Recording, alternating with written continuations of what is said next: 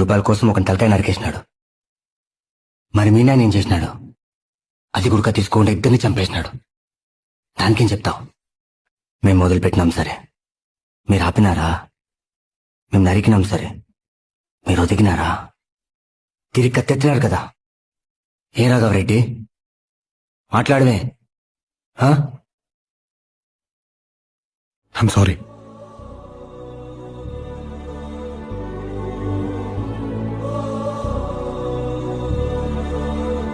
ఎక్కడ లేని మా నాయన తరఫున ఎక్కడికి రాని మీ నాయనకు క్షమాపణ చెప్తాండా.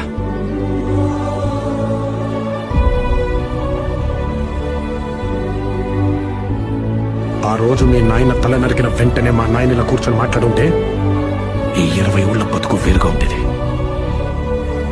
కనీసం మన పిల్లలకైనా అవకాశం ఇద్దాం.